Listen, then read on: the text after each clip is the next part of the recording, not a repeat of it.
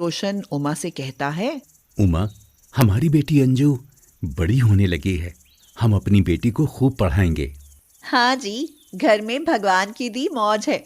हम अंजू के जीवन को खुशहाल बनाने में कोई कसर नहीं छोड़ेंगे। हाँ, बात तो तुम्हारी ठीक है। हम अपनी बेटी को मन चाहे खुशियां तो दे ही सकते हैं ना। एक दिन रोशन किसी काम से शहर जाता है तो उसे उसका बचपन का दोस्त महेश मिल जाता है। रोशन महेश को देखकर बहुत खुश होता है और पूछता है, अरे महेश, तुम सुनाओ भाई, कैसे हो? मैं ठीक हूँ भाई, बस किसी तरह जिंदगी कट रही है। यह कहते कहते महेश उदास हो जाता है और उसकी आंखों से आंसू टपकने लगते हैं। अरे, तुम रोने क्यों लगे महेश? कोई दुख हो तो मुझे बताओ, मैं तुम्हारी मदद करूंगा भाई। मजदूरी करके अपने बच्चे पाल रहा हूँ।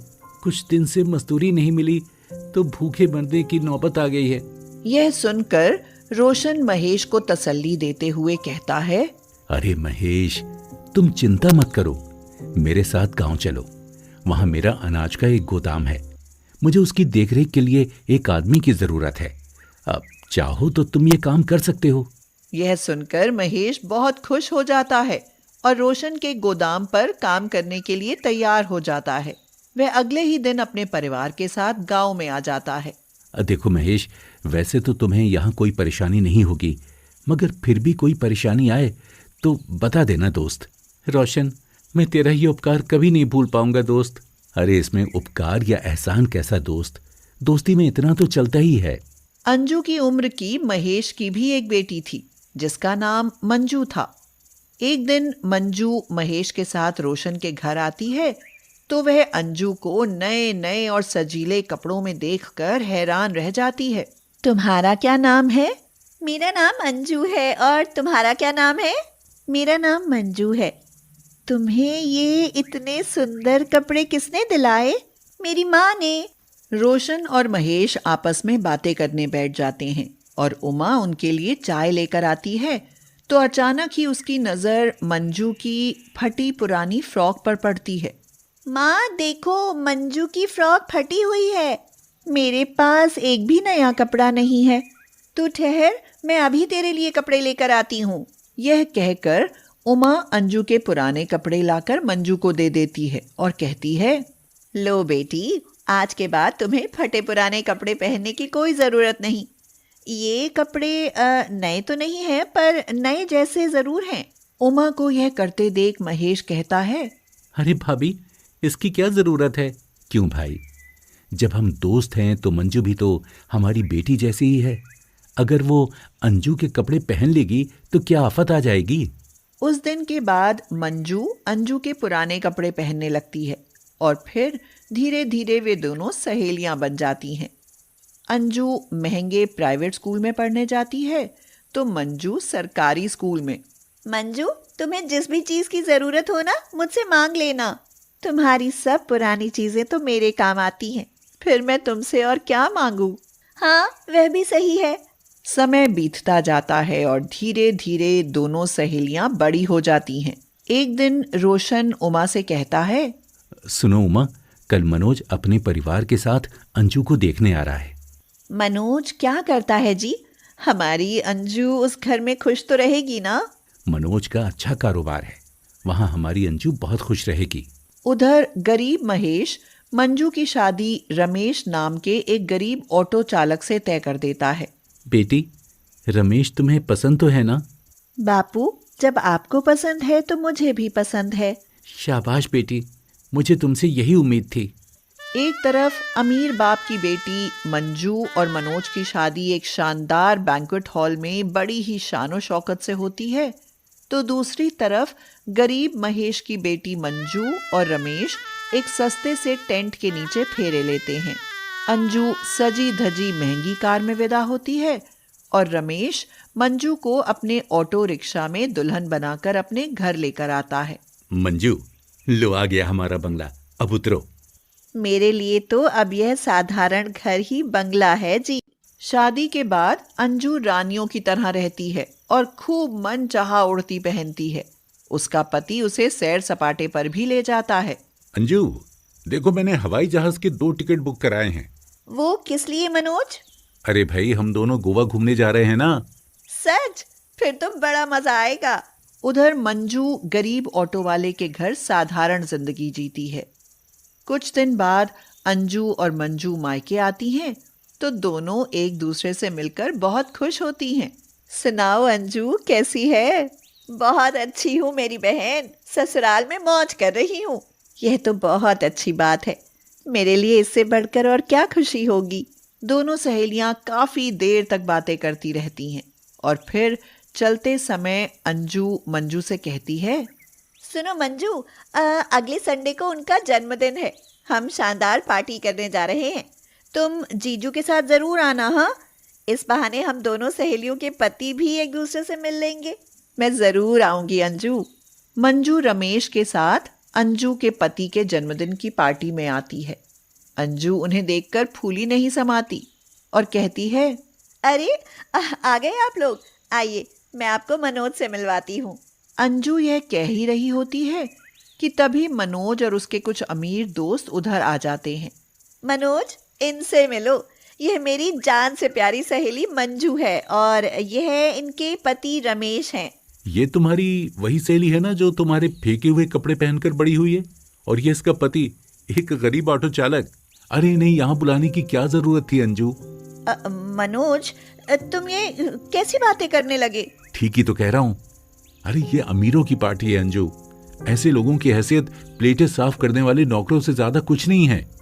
मनोज का यह रूप देखकर अंजू पानी पानी हो जाती है और उसे मनोज पर बहुत गुस्सा आता है। वह कहती है, आप में अमीर होने का इतना घमंड हो सकता है? अगर मुझे पहले पता होता तो मैं इन्हें यहाँ कभी ना बुलाती। आखिर मंजू मेरी सहेली है। अरे एक नौकर की बेटी को क्यों सिर पर बैठा रखा है?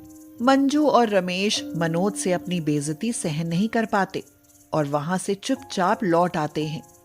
मंजू रोते हुए कहती है, हमें वहां जाना ही नहीं चाहिए था। अरे भूल जाओ ना मंजू, ये अमीर लोग होते ही ऐसे हैं। ये गरीब को नौकर से ज्यादा कुछ नहीं समझते। रमेश, शायद मैं यही बात कभी ना समझ पाई। उस दिन के बाद मंजू अंजू के बारे में सोचना ही छोड़ देती है। फिर कुछ दिन बाद मंजू रमेश के साथ ऑटो में कहीं जा रही होती है तो उनकी नजर अचानक ही एक दुर्घटनाग्रस्त कार पर पड़ती है। वे कार के पास जाकर देखते हैं तो हैरान ही रह जाते हैं। मनोज घायल अवस्था में कह रहा है, अरे रमेश, मंजू, मेरी मदद करो, मुझे अस्पताल लेकर चलो भाई। अरे आप चिंता मत कीजिए, हम आपको अभी अस्पताल ले जाते हैं। रमेश और मंजू मनोज से मिला अपमान भूलकर इंसानियत का परिचय देते हैं। वे मनोज को समय रहते अस्पताल पहुंचा देते हैं और समय पर इलाज मिल जाने से उसकी जान बच जाती है। फिर जैसे ही मनोज को होश आता है, वह रमेश और मंजू से माफी मांगने लगता है और कहता है, हो सके तो आप दोनों मुझे माफ कर दीजिए। आज आप दोनों ने मुझे सिखा दिया कि अमीरी से ज्यादा इंसानियत की कीमत होती है। इस तरह मनोज का घमंड चूर चूर हो जाता है और वह रमेश और मंजू से अपनों जैसा प्यार करने लगता है। यह देख दोनों सहेलियां बहुत खुश होती हैं। रघु गांव में खेत मजदूरी का काम किया करता था। सब कुछ ठीक ठाक चल रहा था, मगर फिर एक दिन जमींदार रघु को बुलाकर कहता है, सुन बे रघु, मैंने अपने सारे खेत किराए पर दे दिए हैं, इसीलिए अब तुम अपने लिए कोई और काम ढूंढ लो। यह सुनना था कि रघु पर तो जैसे दुखों का पहाड़ ही टूट पड़ा और वह मन ही मन दुखी होते हुए सोचने लगा, ये तो भगवान ने मेरे साथ बहुत ही बुरा किया। तो रोटी का आसरा था, वो भी छीन लिया। पता नहीं अब क्या होगा। मगर रघु की पत्नी रमा इस बात से जरा भी दुखी नहीं होती है। उल्टे वह रघु को समझाते हुए कहती है, सुनो, क्यों ना हम शहर चलें? वहाँ आपको यहाँ से अच्छी मजदूरी मिल जाएगी। वहाँ हम अपने लड्डू को पढ़ा भी सकेंगे और पेट भी ढंग से पल जाएगा। रघु को रमा की सलाह पसंद आती है और वह उसी दिन ट्रेन पकड़कर अपने परिवार सहित शहर चला आता है। वे एक गरीब बस्ती में किराए का मकान लेकर रहने लगते हैं और रघु चिनाई के काम में मजदूरी करने लगता है। वाह भाई रघु, तुम तो बड़े मेहनती हो। धन्यवाद ठेकेदार साहब। ये लो अपनी पूरी मजदूरी और रोज काम पर आ जाया करो। इस तरह रघु की मजदूरी से परिवार की दाल रोटी ठीक से चलने लगती है और कुछ दिन बाद लड्डू भी पढ़ने के लिए स्कूल जाने लगता है।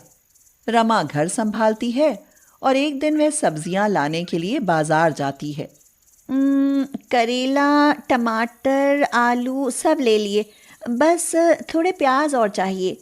यह कहकर रमा जैसे ही आगे बढ़ती है तो देखती है कि एक गरीब बुढ़िया आने जाने वालों के सामने हाथ फैलाकर भीख मांग रही है और कह रही है, ए बहन, ए बेटा, कोई मुझे खाना खिला दो, मैं बहुत भूखी हूँ। भूखी है तो मैं क्या करूं? दिन भर में तेरी जैसी न जाने कितनी भिखारन मिलती हैं, किस किस को खाना खिलाता फिरूं मैं? रमा बहुत ही दयालु थी, इसीलिए रमा को उस गरीब बुढ़िया पर बहुत तरस आ जाता है। रमा बुढ़िया से कहती है, माँ जी मेरे साथ आइए, मैं खिलाती हूँ आपको खाना। यह कहकर रमा बुढ़िया को एक ढाबे पर खाना खिलाती है और फिर कहती है, क्यों माँ जी, खाना पेट भर कर खा लिया है ना? हाँ बेटी। रमा उन्हें पैसे देते हुए कहती है, ये 100 रुपए और रख लो, जब भी भूख लगे खाना खा लेना। कुछ दिन बाद रमा लड्डू को उसके स्कूल से लेकर घर लौट रही होती है कि तभी रास्ते में उसे वही गरीब बुढ़िया फिर मिल जाती है। उस दिन बुढ़िया के माथे से खून बह रहा होता है। रमा यह देखकर परेशान हो उठती है और पूछती है, अरे अरे, आपके माथे से तो खून बह रहा है माँ जी, कैसे लगी चोट? एक आदमी से भीख मांगी तो उसने धक्का देकर गिरा दिया। पता नहीं कैसे कैसे निर्दयी लोग हैं इस दुनिया में। आप मेरे साथ आइए, मैं आपकी मरहम पट्टी करवाती हूँ। यह कहकर रमा उसे एक डॉक्टर के पास ले जाती है और उसकी मरहम पट्टी करवाती है। फिर रमा चलने लगती है तो नन्हा लड्डू बुढ़िया को समझाते हुए कहता है, देखकर चला करो, चोट लगने पर बहुत दर्द होता होगा ना? हाँ, होता तो है मेरे बच्चे, पर तुम्हारे जैसे दयालु लोगों के रहते दर्द का इलाज हो ही जाता है। समय बीतता जाता है और एक दिन रघु घर से काम के लिए निकलता है तो अचानक ही एक तेज रफ्तार कार उसे टक्कर मारकर निकल जाती है। रघु दूर जाकर गिरता है और उसे गंभीर चोट आती है। लोग तुरंत एम्बुलेंस को बुलाते हैं और रघु को अस्पताल पहुंचा दिया जाता है। डॉक्टर साहब, वे बच तो जाएंगे ना? देखिए, अभी कुछ कह नहीं सकते।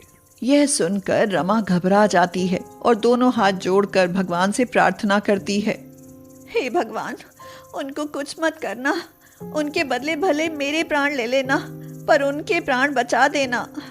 रघु के बारे में सोच सोच कर रमा परेशान हुए जा रही थी कि तभी डॉक्टर आकर कहता है, देखिए, आपके पति की जान तो बच गई है, पर उनकी रीढ़ की हड्डी में गहरी चोट आई है, इसीलिए अब वो कभी भी सीधे खड़े होकर चल नहीं पाएंगे।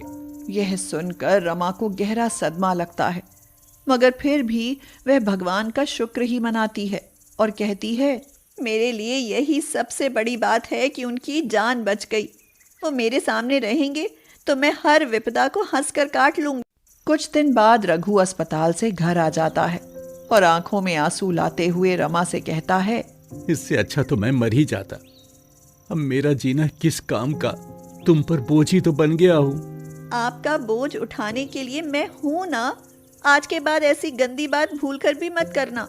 जब गरीब पर विपदा आती है तो चारों तरफ से आती है। कुछ दिन बाद लड्डू के स्कूल से पता आता है, माँ, तुम्हें टीचर ने स्कूल में बुलाया है। ठीक है लड्डू बेटा, मैं कल चलूंगी स्कूल। अगले दिन रमा स्कूल जाती है तो लड्डू की टीचर कहती है, देखिए, लड्डू की 3 महीने से फीस जमा नहीं हो रही, इसलिए इसकी पूरी फीस जमा कीजिए। मैडम जी, बस कुछ मोहलत और दे दीजिए, मैं थोड़ी थोड़ी करके पूरी फीस जमा करवा दूंगी। क्या आपने स्कूल को किराने की दुकान समझा है? फीस देने की औकात नहीं है तो बच्चे को घर पर ही रखिए, समझी? यह सुनकर रमा चुप ही रह जाती है और लड्डू को लेकर घर आ जाती है। घर में ऐसी बुरी हालत देख रघु भी परेशान हो उठता है और कहता है, रमा, लगता है अब हम लड्डू को कभी नहीं पढ़ा पाएंगे, और इसे पढ़ाना तो दूर, पेट भर रोटी खाना भी दूभर हो जाएगा। तुम्हें दुखी होने की कोई जरूरत नहीं है जी, मैं हूँ, मैं काम करूंगी, सब ठीक हो जाएगा। कुछ दिन बाद घर का सारा राशन खत्म हो जाता है तो रमा को अपनी बचत के पैसे याद आते हैं। मैं रोज 10-20 रुपए बचा कर रखती थी। इतने पैसे तो जमा हो ही गए होंगे कि 10-20 दिन का राशन आ जाए। यही सोचकर रमा बचत के पैसे गिनती है और कहती है, पूरे 1200 रुपए हैं। चलो कुछ तो राशन आ ही जाएगा। जब तक यह राशन खत्म होगा तब तक मैं कोई काम ढूंढ लूंगी। हाँ, यह सोचकर रमा बाजार जाती है और चावल, दाल, चीनी आदि राशन खरीदने के बाद उसके पास वही 20 रुपए बच जाते हैं। पूरे 1200 खर्च हो गए। बस ये ऊपर के 20 रुपए ही बचे हैं। रमा यह कह ही रही थी कि तभी उसे वही गरीब बुढ़िया दिखाई देती है। लोग उसे झिड़क रहे थे। रमा से यह सहन नहीं होता। वह बुढ़िया से कहती है, आज तो मैं आपकी ज्यादा मदद नहीं कर पाऊंगी माँ जी। मेरे पास ये 20 रुपए ही हैं, इन्हें ले लो। यह कहकर रमा की आंखें छलक आती हैं और उसकी आंखों से बहते आंसू देखकर बुढ़िया उसे कहती है, रमा बेटी, तुम रो मत। मैं तुम्हें ऐसी चीज दूंगी जिससे तुम्हारे सब दुख दूर हो जाएंगे। आप तो मुझसे भी गरीब हैं माँ जी, फिर आप मुझे क्या दे सकती हैं? रमा के ये कहते ही बुढ़िया अचानक एक बहुत ही सुंदर अप्सरा का रूप ले लेती है और यह देखकर तो रमा हैरान रह जाती है और पूछती है, अरे आप कौन हैं? मैं स्वर्ग की अप्सरा हूँ। मैं एक दयालु आदमी की मदद करना चाहती थी और तुमसे दयालु मुझे कोई नहीं मिला।